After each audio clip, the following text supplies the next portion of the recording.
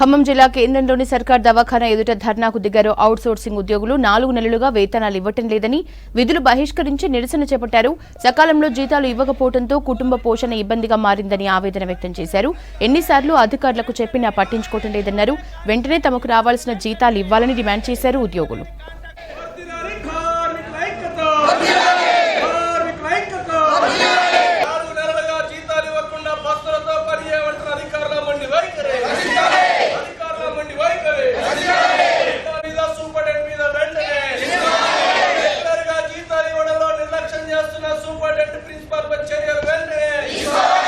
జీతాలను వెంటనే కార్మికులకి జీతాలను వెంటనే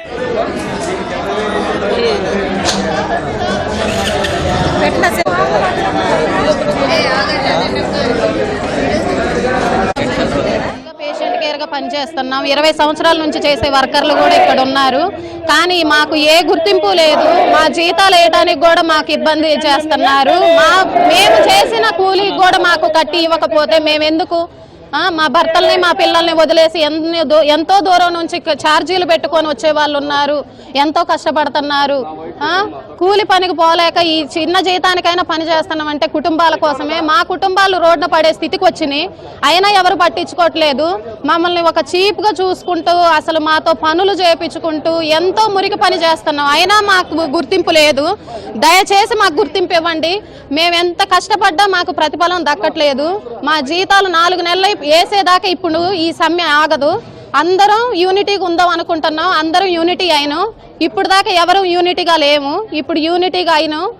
మాకు జీతాలు పడేదాకా మేము లెగమండి. ఈ సమ్మె ఆగదు. గవర్నమెంట్ హాస్పిటల్లో 10 సంవత్సరాల నుంచి నెలకు 600 ఇచ్చిన కాడ నుంచి మేము ఇక్కడ డ్యూటీలు చేస్తున్నాం. మరి హాస్పిటల్ కట్టుబడి పెరిగింది, వర్కర్లు పెరిగారు.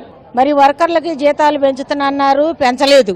కొత్తగా పెట్టుకున్నారు. కరోనా వచ్చినప్పుడు జీతం ఎత్తం అన్నారు. కొత్త వాళ్ళందరినీ పెట్టుకున్నారు, చేశారు. మరి మీ పార్టీ వాళ్ళకి చెప్పబాకండి, యూనియన్ వాళ్ళకి చెప్పబాకండి అన్నారు. ఈ మాట ఇప్పుడు 3 నెలలు అయిపోయింది. మరి మేము ఏమి తిని ఈ 3 నెలల నుంచి పనిచేస్తున్నాం.